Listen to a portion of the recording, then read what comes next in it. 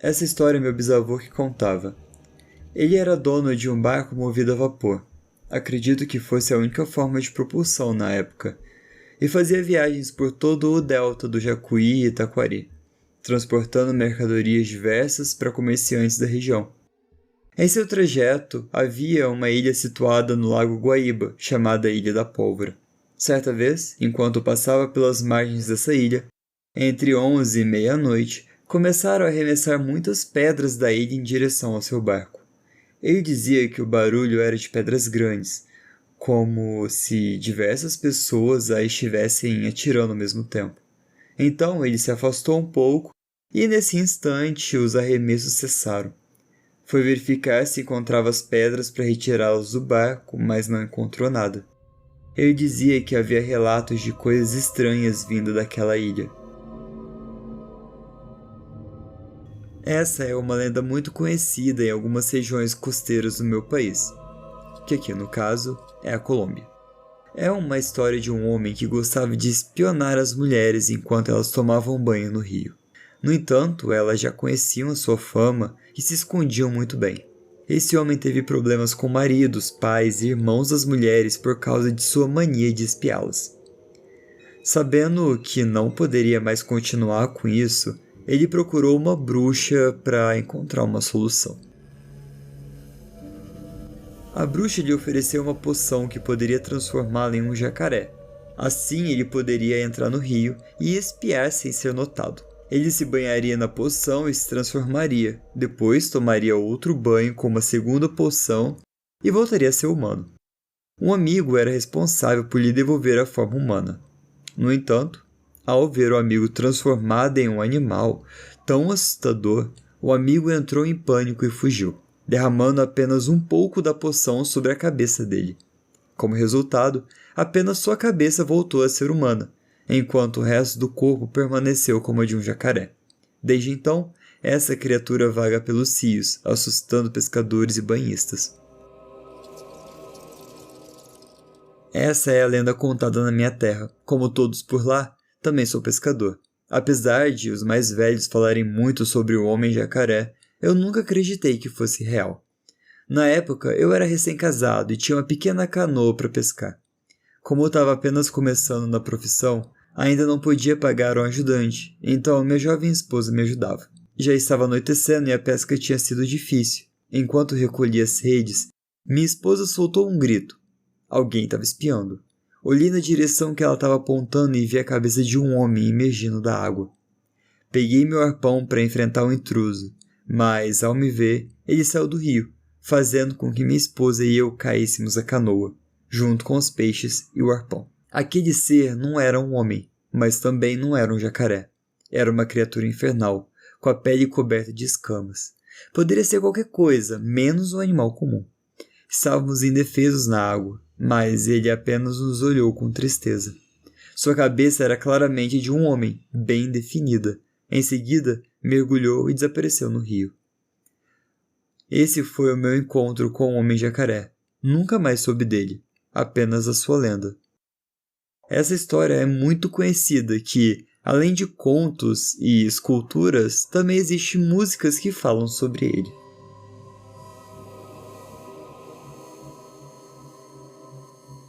Meu avô era pescador. Ele nasceu em 1889 e faleceu em 1984. Eu tinha 11 anos quando ele partiu. Ele contava que, quando jovem, por volta dos seus 20 e poucos anos, costumava pescar somente de madrugada, pois eram quando os peixes ficavam mais próximos da superfície. Preparava a malhadeira com cuidado e, de uma ponta a outra do rio, aprendia firme. Naquele tempo, os peixes-boi e pirarucus infestavam os igarapés e cabeceiras dos rios. Sempre era uma pesca farta e ele voltava pela manhã carregado de peixes.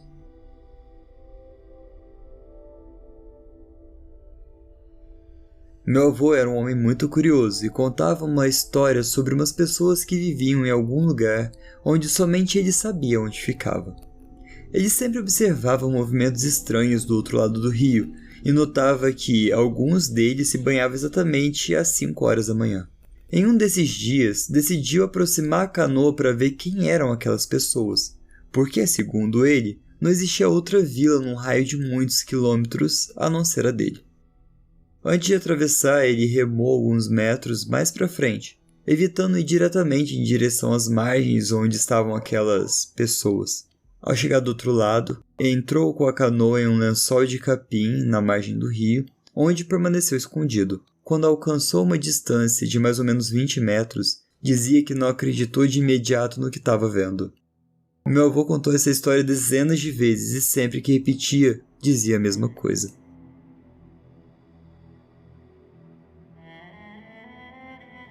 Eram 6 famílias de jacarés. Eles andavam sobre 2 pernas e tinham braços longos, como os de uma pessoa normal, mas a pele era semelhante à de couro seco.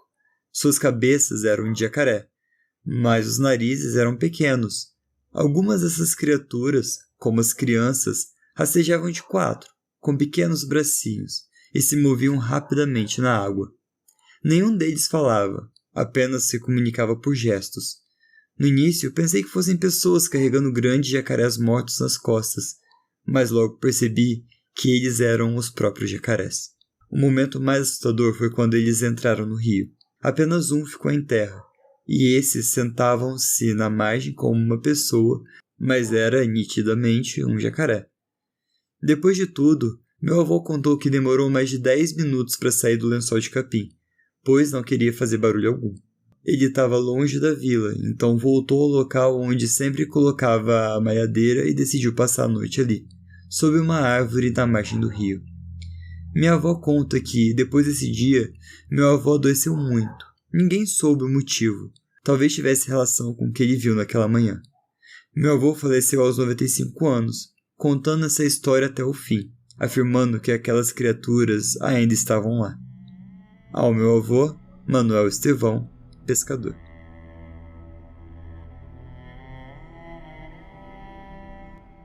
Uma vez, quando eu era criança, eu fui pescar com minha mãe e minha tia no rio. Isso foi há muito tempo, quando minha mãe ainda era adolescente. A gente costumava pescar de madrugada, porque era mais tranquilo e havia mais peixes.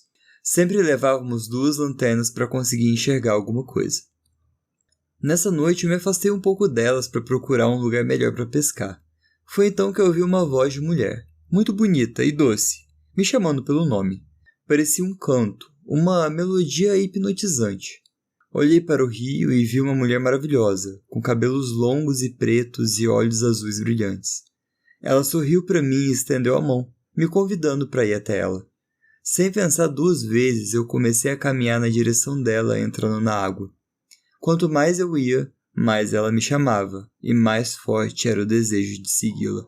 A água já chegava no meu pescoço, e eu estava prestes a mergulhar quando o arrepio gelado percorreu minha espinha. Foi então que eu despertei do transe. Olhei de novo para a mulher, mas ela não era mais a mesma. Seu rosto se transformava em algo mais monstruoso, com olhos completamente negros e uma boca enorme, cheia de dentes afiados. Ela soltou um grito ensurdecedor e nadou na minha direção, tentando me pegar. Eu entrei em pânico, saí da água correndo o mais rápido que pude. Quanto mais eu corria, mais sentia que ela estava perto. Desesperado, eu comecei a gritar pela minha mãe e minha tia. Elas vieram correndo e me encontraram todo molhado, tremendo e chorando. Contei o que havia acontecido e vi o medo nos olhos delas. Sem hesitar, pegamos nossas coisas e fomos embora dali o mais rápido possível. Depois avisamos os outros pescadores. Havia uma sereia no rio, e ela era perigosa. Muitos pescadores já tinham desaparecido naquela região, e nunca mais voltaram. Desde aquela noite, nunca mais pesquei naquele lugar, mas também nunca esqueci do que eu vi. Eu tenho certeza de que era uma sereia, e que ela queria me matar. Eu sei que elas existem e que são más. Se fingem de mulheres bonitas para enganar os homens. Mas será que você acredita em mim ou acha que eu inventei isso? Será que as sereias são reais ou apenas uma lenda? São essas perguntas que talvez não vamos ter respostas, mas sempre vão nos deixar curioso. Seja por sonho ou por medo, quem sabe um dia você não encontre uma sereia na sua vida.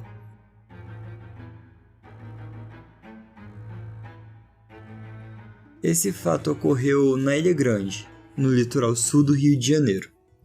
Há algum tempo, eu, minha esposa, minha prima e o seu namorado estávamos programando para tirar um feriado e ir até a Ilha Grande. Para quem não sabe, antigamente a Ilha Grande abrigou um complexo penitenciário onde todo tipo de barbárie acontecia com os presos que tentavam fugir. O ano era 2003.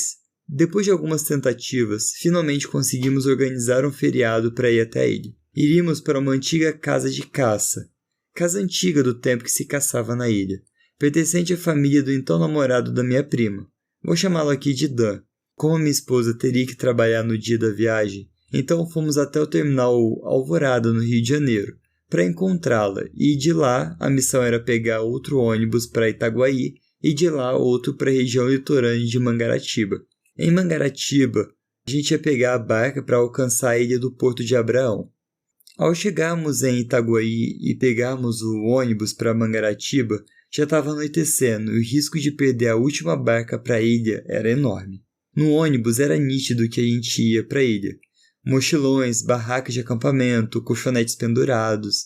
Inevitavelmente, um grupo que estava no ônibus começou a puxar assunto e falar sobre os causos que rodeiam a ilha.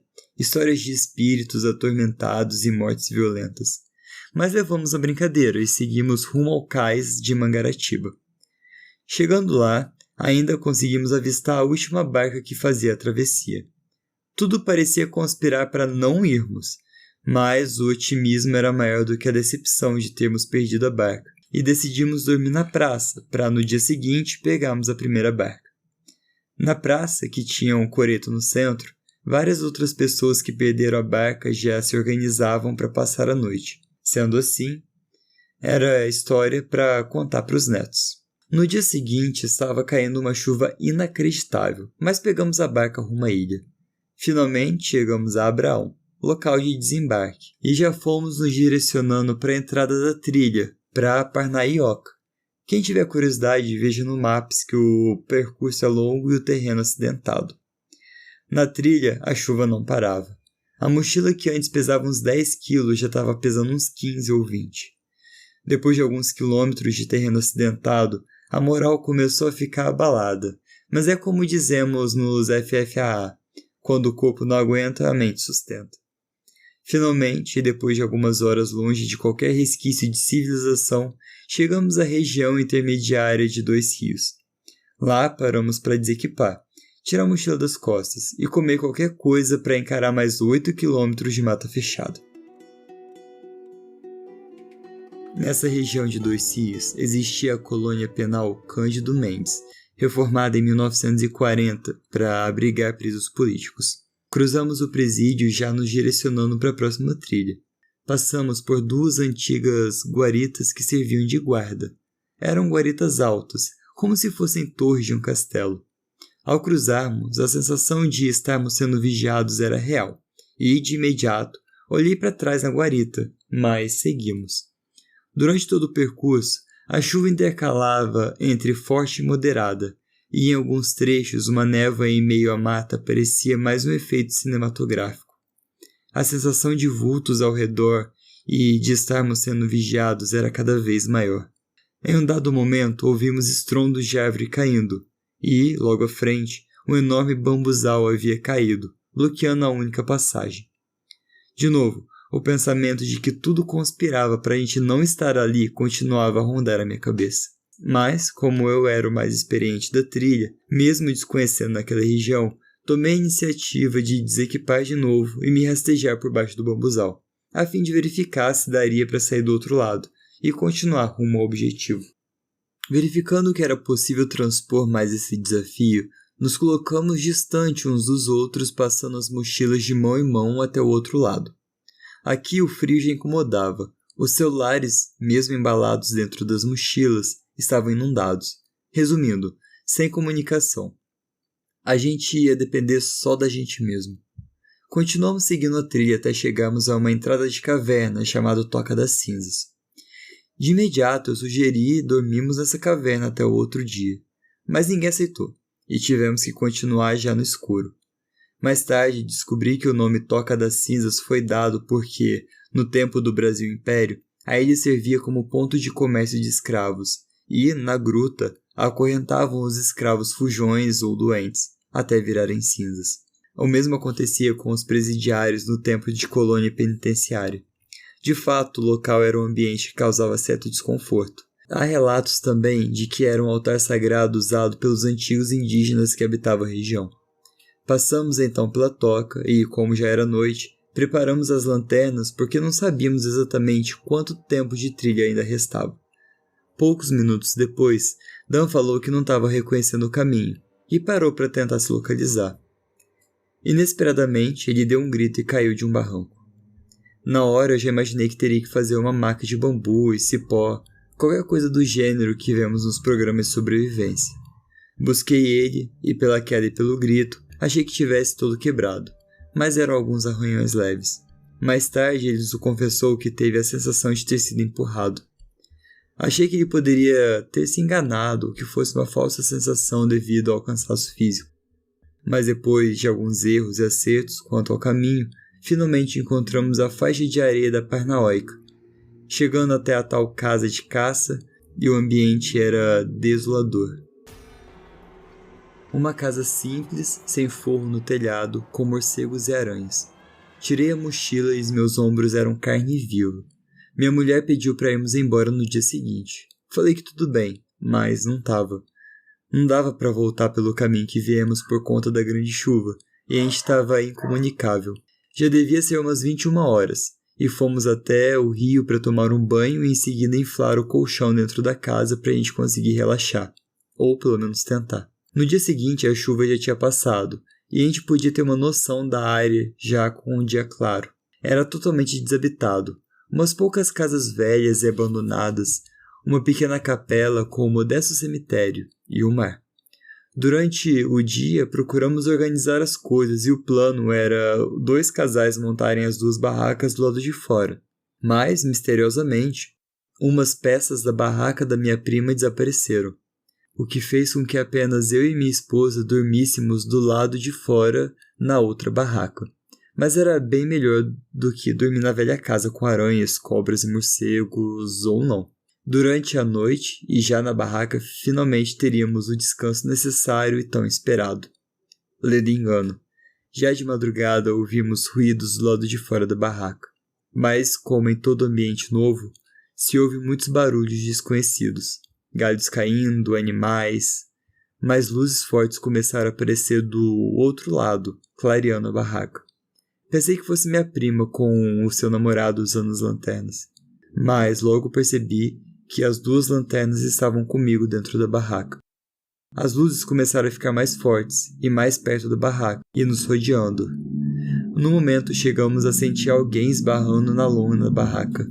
Nessa hora eu pensei, podem ser bandidos. E se a gente já estava no inferno, só restava abraçar o capeta. Enquanto minha esposa começou a orar, eu peguei a minha faca e saí. Como no instalar de dedo, as luzes desapareceram e nenhum ruído persistiu. Enquanto minha esposa orava, eu literalmente pedia para ele nos deixar ir embora, que eu jurava nunca mais pisar lá. No dia seguinte eu buscava explicações lógicas para aquela situação toda que ocorrera na noite anterior. Como tinha chovido, então eu tentei localizar as pegadas ao redor da barraca, ou mata amassado nos arredores, mas não tive sucesso. Estava tudo intacto. Fomos até a praia por cerca de 200 metros, e no caminho paramos na tal capela que tinha um cemitério. Pedimos proteção e de novo pedi para que nos permitisse ir embora da ilha, com a promessa de nunca mais voltar lá. Preparamos as coisas e ingressamos de volta para 2 rios, para depois chegar em Abraão. Durante o percurso todo, parecia facilitar o nosso retorno. Na trilha encontramos as peças da barraca da minha prima, e o retorno foi tranquilo. Chegamos em 2 rios, conversamos com o antigo morador local e explicamos o que havia acontecido. Ele falou que tivemos muita sorte e relatou coisas estranhas que já aconteceram na ilha. Ele era carcereiro do antigo presídio e era um livro de histórias ambulante. Ele nos contou que o cemitério que a gente visitou foi feito basicamente por um grupo de pescadores que morreu na Parnaíoca. Disse que eles eram pescadores experientes, sabiam nadar e eram pessoas muito queridas na região, mas que numa noite normal, o barco virou a cerca de 100 metros da costa e todos morreram. Falou também que na época do presídio, um grupo de presos perigosos fez um ritual invocando demônios e dando como oferenda o sangue de alguns outros presos. Dizem que os tais 7 demônios nunca abandonaram a ilha e, coincidência ou não, muitas pessoas que escrevem seus nomes nos muros dos presídios acabam tendo mortes violentas. Depois de uma longa prosa, nos despedimos porque ainda faltava muito chão até Porto. Eis que o senhor, cujo nome não me recordo, falou que um caminhãozinho que levava as crianças dos povoados até a escola iria passar, e queria nos dar carona. De novo eu senti, de alguma forma, a ilha nos garantindo e facilitando a nossa saída de lá. Fomos embora e cumprimos até hoje a nossa promessa de nunca mais pisarmos na ilha. Depois disso, conversei com os amigos fuzileiros navais acostumados a ficar dias no mato fazendo trilhas, e eles me falaram que na Ilha Grande eles não voltam também por conta de coisas estranhas que aconteceram lá. Mesmo eu perguntando que tipo de coisas, eles preferiram não falar.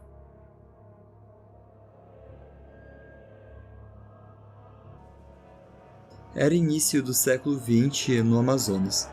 A exploração de borracha seguia todo vapor no interior do estado. Afinal, o Brasil era o maior exportador do produto naquele momento. Em algum ponto do rio Juruá, havia um pequeno seringal, distante e isolado, onde 3 seringueiros trabalhavam e residiam. Uma vez por mês, o patrão vinha em seu barco para trazer mantimentos para os trabalhadores e embarcar a produção para levar à cidade. Tudo corria normalmente, mas, com o passar do tempo, o patrão não apareceu na data prevista para abastecê-los. Os dias se arrastavam sem nenhuma notícia, e os seringueiros começaram a se preocupar. Seus mantimentos estavam acabando e não havia ninguém por perto para ajudá-los. Foi então que, em uma determinada noite, enquanto dormiam em suas barracas à beira do rio, acordaram assustados com o som de um forte banzeiro nas águas. Ao olharem na direção do rio, perceberam que algo muito grande navegava por ali, não muito distante do acampamento. Mesmo com a escuridão, conseguiram ver várias luzes vindas da embarcação. Parecia um grande navio a vapor. Os homens ficaram animados. Com certeza, era o barco carregado de mercadoria, que por algum motivo passava por aquela área remota. Talvez pudesse subir a bordo e comprar o que precisavam. Sem perder tempo, 2 seringueiros embarcaram em uma canoa e remaram em direção ao navio, enquanto o terceiro ficou na margem, aguardando o retorno dos companheiros com os mantimentos. Assim que se aproximaram, começaram a acenar e a gritar para que a embarcação parasse. E, surpreendentemente, o navio obedeceu, reduzindo a velocidade até estacionar sob as águas. Tudo indicava que o comandante da embarcação havia escutado os gritos e os avistado.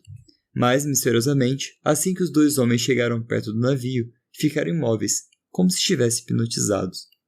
O seringueiro que ficou na margem percebeu que havia algo errado. Chamou por eles, gritando para que voltassem, mas não obteve resposta. Um arrepio percorreu sua espinha. Algo estava errado. Decidido a entender o que estava acontecendo, ele saltou em outra canoa e remou rumo ao navio. Quando se aproximou, ele viu algo inquietante. Enormes escamas de cobra boiavam na superfície do rio.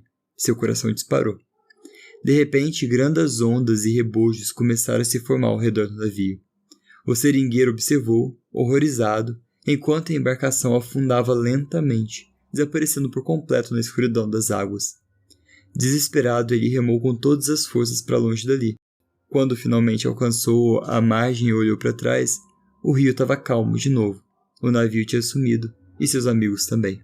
Foi então que ele compreendeu o que realmente havia acontecido. Aquilo não era um navio, era a temida lendária Cobra Grande, que mais uma vez atraíra as presas humanas para suas profundidades.